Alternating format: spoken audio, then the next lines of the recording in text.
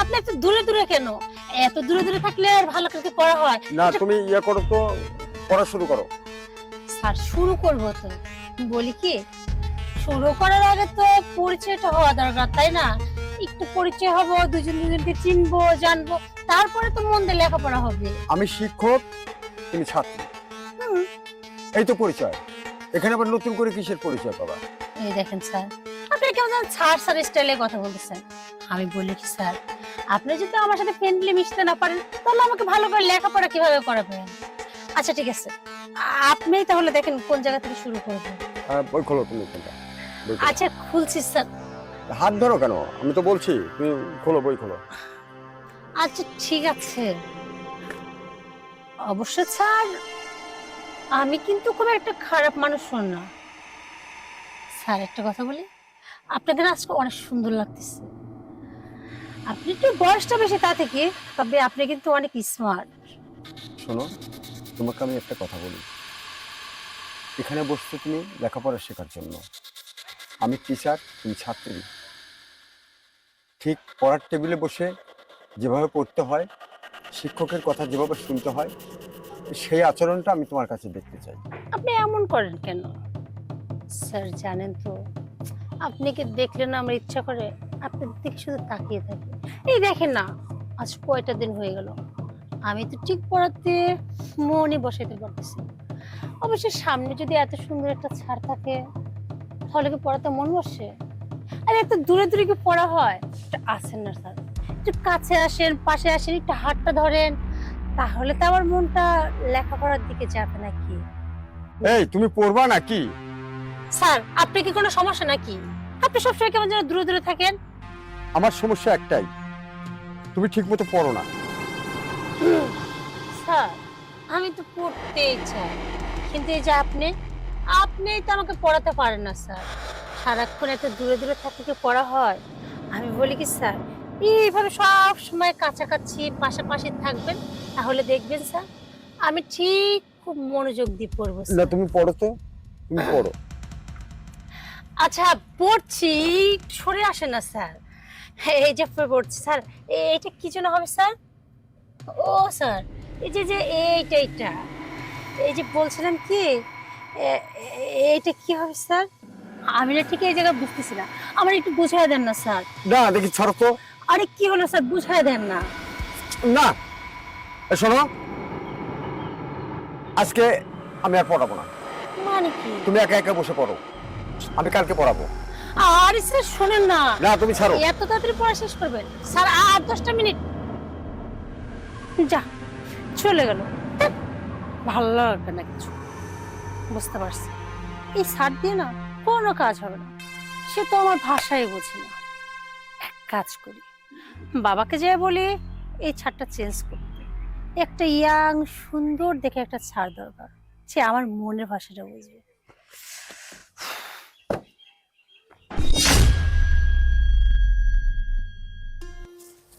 ও তুমি এইখানে? আমি তোমাকে কখন থেকে খুঁজতেছি। কখন থেকে খুঁজতেছে মানে পড়া হয়ে গেছে? সে তো কখন শেষ হয়েছে। কি কয় এটা, বইলে বসে সময় পাইলে না, অথচ পড়া হয়ে গেল। তাহলে তুমি বোঝো আমার জন্য কি মাস্টার ঠিক করছো। তুমি এমন একটা সার্চ জোগাড় করছো না, বই খুলতে না খুলতে তার ফোন আসা শুরু করলো। তারপর কি এই জিনিসটা তো আরেকদিন দেখাবো, এইটা তুমি নিজে বাড়িতে দেখে নিও। আচ্ছা তুমি বলো, একটা স্যারের কাছে আসলে আগে সুন্দর করে পড়ায়, আর না এ আমাকে বলছে ঠিক আছে তুমি পড়ে রাখো, কাজ দেখবো না। আধা ঘন্টা নাই পড়াতে চলে গেল। কও কি তুমি? আমি কত বললাম যে স্যার 1 ঘন্টা করে সব স্যার পড়ায়, আপনি আর 10টা মিনিট পড়া যান না, আমার কথা শুনলো না, হুড় করে চলে গেল। আব্বা জানো তো এই স্যারের মাথার ভিতরে না কিচ্ছু নেই। আরে মুরব্বি বানের বয়স হয়ে গেছে না, এখন তো দেখুন ঠিকভাবে মনে রাখতে পারে না। উনি যেভাবে অঙ্ক ইংলিশের বই করলো তাতে মনে হলো উনি কিছু জানেই না, নামে শুধুমাত্র স্যার। আমি বলি কি এই স্যারকে বাদ দিয়ে দাও, দিয়ে একটা ইয়াং স্যার নিয়ে আসো। তুমি বোঝো না উঠতে বয়সে ছেলে পেলে মাথা ভালো থাকে। তা বুঝলাম মা, এখন তো ভালো সওয়াল ফল পাওয়া খুবই কঠিন। তুমি আমার ইয়ং একটা মেয়ে, আমি ইয়ং সওয়াল ফল এনে পড়া দিয়ে আমার কি মন ভালো থাকবে? তো আব্বা আমি তো পড়বো, আমি কি প্রেম করতে যাবো নাকি? আর সে তো আমার স্যার, ইয়াং হলে তাতে কি হয়েছে? আমার তো দরকার ভালো করে লেখাপড়া। আচ্ছা ঠিক আছে ঠিক আছে, তুমি যখন করছো আমি খুঁজে দেখবো না, আপাতত কয়েকটা দিন পরও এই মাসটা যাক, ঠিক আছে? আচ্ছা ঠিক আছে, শুধু শুধু তুমি এই মাসটা রাখা মানে টাকা খরচ করবা। যত তাড়াতাড়ি পারো শার্টটা চেঞ্জ করো, গেলাম। আচ্ছা যাও। এখন আমি কোনে আবার নতুন মাস্টার পাই? যাই বাগান পরে দেখুন নাকি দেখে আসি মাস্টার। স্যার, এটা সত্যি কথা বলি স্যার, আমার না সত্যি আজকে পড়তে একদম ভালো লাগছে না। এই পড়ো তো তুমি। স্যার বলছিলাম আজকে একটু গল্প করি না, আপনি খালি কেমন কেমন যেন করেন। সবসময় এত দূরে দূরে থাকলে কি আর ভালো লাগে স্যার বলেন? না, তুমি কি লেখাপড়া করবে নাকি এরকম শয়তানি করবে? সত্যি বলছি স্যার, আমার লেখাপড়া করতে একদম ভালো লাগছে না। জাস্ট আপনি আমাকে একবার হাত করতে দিবেন, তাই আমি মনোযোগ দিয়ে লেখাপড়া করবো। দেখেন স্যার, দেখো। শোনেন না স্যার। আরে ছাড়ো না। না, আরে, না।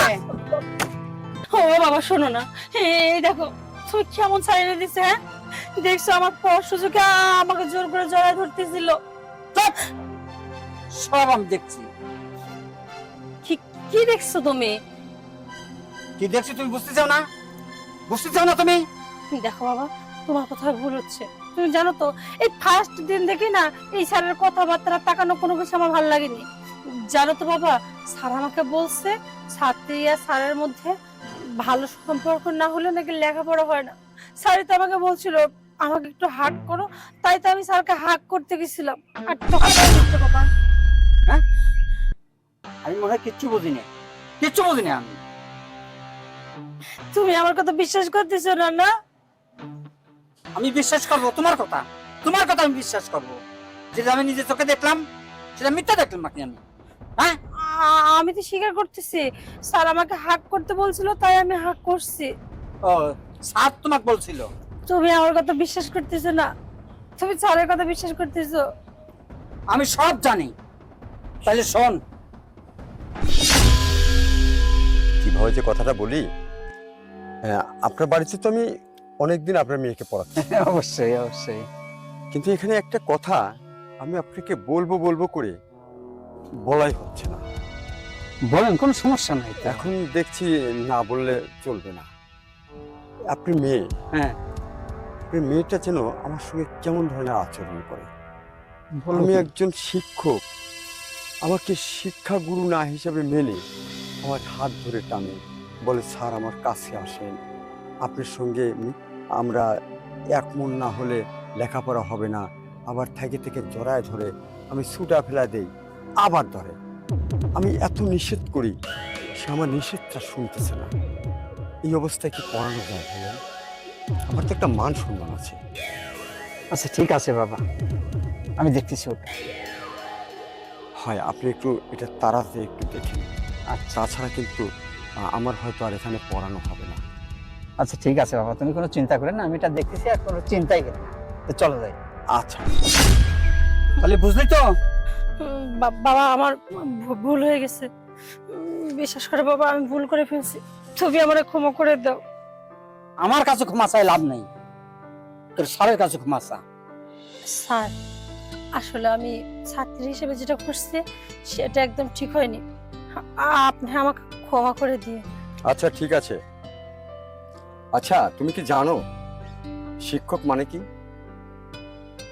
শিক্ষক হচ্ছে গুরুজন, পিতামাতার পরেই কিন্তু শিক্ষকের স্থান। যার কারণে শিক্ষককে সম্মান দিতে হয়, তার ইজ্জত রক্ষা করতে হয়। শিক্ষক যেটা বলে সেগুলো ফলো করতে হয়। শিক্ষা এমন একটা জিনিস, এটা গুরু ধরে শিখতে হয়, একা একা শিখলে হয় না। তুমি বাসায় বসে যদি এমএ পাস করো কোনো লাভ হবে না। এমএ পাস করতে হলে তোমাকে প্রতিষ্ঠানে ভর্তি হতে হবে, কারণ তোমার সার্টিফিকেট হচ্ছে এমএ পাসের প্রমাণ। তুমি হয়তো ডবল এমএ করেছো, বাসায় বসে ওই শিক্ষার কোনো দাম নেই যতক্ষণ তোমার সার্টিফিকেটটা থাকবে। তাই আমি বলি, তোমরা যে পথে চলো এটা সম্পূর্ণ ভুল পথ। হ্যাঁ, তোমার সঙ্গে আমার বন্ধুত্ব থাকবে, খোলাখুলি ভাবে আমরা চলবো, তাই বলে কোনো নোংরামের মাধ্যমে না। তোমাকে আমি দোষ খুব একটা পুরোপুরি দিতে পারছি না, কারণ তোমার উঠতি বয়স, এটা তোমাদের বয়সের কারণে হয়েছে। কিন্তু এই বয়সে তোমাদেরকে যে শিক্ষাগুলো দেওয়া দরকার সেটা কিন্তু আমি শিক্ষক হয়ে তোমাদের দিতে পারবো না। আমি তোমাকে পাঠ্যপুস্তক শিক্ষা দিতে পারবো, আর তোমার আনুষঙ্গিক যে শিক্ষাগুলো আছে সেগুলি তোমার বাবা মা তোমাদেরকে দেবে এবং বাসায় দেবে। তারা যে নির্দেশনা দেবে সেই নির্দেশনা মোতাবেক তোমাদের চলতে হবে। এই যে তুমি আমার সঙ্গে যে আচরণটা করেছো, এটা কোনো ভদ্র আচরণ বলো? এটা কিন্তু কোনো ভদ্র আচরণ না, কোনো শিক্ষিত মানুষের আচরণ না, কোনো জ্ঞানী মানুষের আচরণ না। এগুলো কিন্তু কারোর বিবেকে ঠাঁই দেবে না, বিবেককে লাড়া দিয়ে উঠবে। কারণ আচার আচরণটা মানুষ নিজের চোখে দেখে। মানুষ দেখলে কি বলবে বলো? আমি শিক্ষক, তোমাকে শিক্ষা দিতে এসেছি।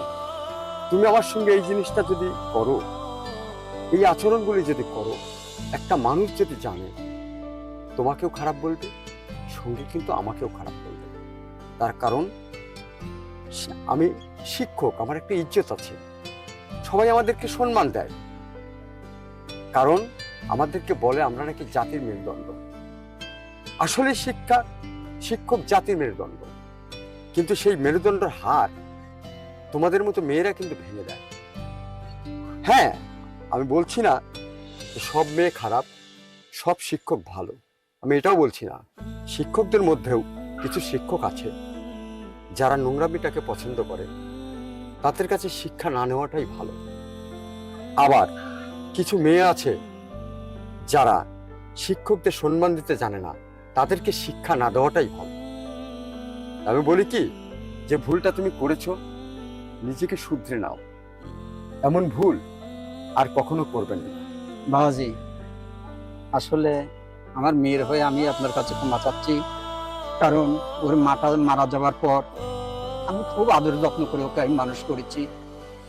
মনে করছি ওকে লেখাপড়া শিখে একটা ভালো ভদ্র ছেলের সাথে বিয়ে দিতে পারলেই আমি বেঁচে যাই। কিন্তু মেয়েটাকে একটু উশৃঙ্খল, যার কারণে আমি বাপ হয়ে খুব একটা শাসনও করতে পারি না। আর জানেন তো, যে বাড়িতে মা না থাকে মেয়েরা সে বাড়িতে তত শাসন হয় না। বাপ তো শুধু ওদের আদর যত্ন করে, আমিও ঠিক তাই করছি। আর আপনার মতো স্যার আমি খুঁজে খুঁজে বাইর করছি যাতে আমার মেয়েটা আপনার কাছে ভালো করে লেখাপড়া শেখে। জানেন তো বাবাজি, যে বাড়িতে মেয়ে মানুষ নেই ওই বাড়িতে মেয়েদের মানুষ হওয়া খুবই কঠিন। কারণ ওর মাটা মারা যাবার পর আমি ওকে অনেক আদর যত্ন করে মানুষ করছি। আমি জানি না যে ওর একটা মুশৃঙ্খল হবে। আর তোমাকে বলছি আমি, ভালো হয়ে যাও। আমি জানি না যে তুমি এত খারাপ হয়ে যাও। আমি নিজে চোখে না দেখলে তো আমি মাস্টারে কি দোষ দিয়ে বসতাম। স্যার, আপনি কিছু মনে করবেন না। আচ্ছা ঠিক আছে মুরব্বী, আমি বলি কি, আমি পাঠ্যপুস্তক শিক্ষা দেবো ঠিক আছে, পাশাপাশি বাসায় আপনিও একটু মেয়েকে কাছে বসিয়ে কিছুটা ভালো জ্ঞানগুলো দিবেন। ঠিক আছে বাবাজি, আপনি যখন বললেন আমি আর আমার চোখ থেকে ওকে ফাঁক যাইতে দেবো না। সবসময় আমি চোখে চোখে রাখবো। আর কিন্তু আপনি মন খারাপ করবেন না, আপনি নিয়মিত ডেলি এসে ওকে লেখাপড়া শিখে। আচ্ছা ঠিক আছে। কি মা, ঠিক আছে তো? স্যারের কাছে মাপ চাই নাও। ঠিকই বলছো স্যার, আসলে আমি বুঝতে পারিনি আমার এই আচরণের জন্য আমার বাবাকে এতটা ছোট হতে হবে। যদি সেই জিনিসটা আগে বুঝতাম তাহলে কখনো আমি আপনার সাথে বেয়াদবি করতাম না। আপনার কাছে ক্ষমা চাওয়ার মতো মুখটা আমার নেই। আসলে আমি এতটা একটা খারাপ মেয়ে যে একটা স্যারের সাথে ভালো আচরণ করবো কিনা তার সাথে আমি এত জঘন্য আচরণ করছি। আপনার মেয়ে মনে করে আপনি আমারে ক্ষমা করে দিন। কিন্তু বিশ্বাস করেন স্যার, শুধু আপনাকে না, আজকের পর থেকে আমি আমার সকল শিক্ষককে সম্মান করব। শুধু তাই না, আমি কারোর সঙ্গে আর এই ধরনের বেয়াদবি আচরণ করব না। আমি এমন কোনো কাজ করব না যেন আমার বাবার মাথা নিচু হয়ে যায়। কারণ আমার মা মরে যাওয়ার পর থেকে আমার বাবাই আমাকে বড় করছে। তাই যতদিন বেঁচে থাকবো বাবার সম্মানের কথা চিন্তা করে আমি মন দিয়ে লেখাপড়া করবো। দেখো বাবা, আমি একদিন ঠিক মানুষের মতো মানুষ হব। স্যার, এইবারের মতো মাফ করে আপনি আমাকে আবার প্রাইভেটটা পড়েন না স্যার। ঠিক আছে, তুমি যখন নিজে অনুতপ্ত, আমি তোমাকে ক্ষমা করে দিয়েছি। আমিও চাই তুমি মানুষের মতো মানুষ হয়ে গড়ে ওঠো। সত্যি স্যার, আপনাদের দোয়া থাকলে আমি ঠিক পারবো। দেখেন, আমি একদিন ঠিক মানুষের মতো মানুষ হব। স্যার, বলছিলাম কি, আজকে তো আর পড়াটা হলো না, কালকে থেকে আমরা ঠিকভাবে পড়বো। কালকের থেকে তুমি সকাল সকাল রেডি হয়ে থাকবে, আমি টাইম মতো চলে আসবো। স্যার যাওয়ার আগে একটু বসেন না, আপনি আর বাবা গল্প করেন, আমি 2 কাপ চা বানিয়ে নিয়ে আসি। হ্যাঁ মা, এই কথাটাই আমি বলতে চাই। আর আমি বলি কি, চাটা আমরা এখানে না খেয়ে হ্যাঁ হ্যাঁ, চলেন ঘরে ফ্যানের নিচে বসে এই হ্যাঁ। গরমের সময় চাটা খেলে খুব ভালো লাগবে। সব যেতে ভালো হবে। তো চলো মা, আচ্ছা চলো।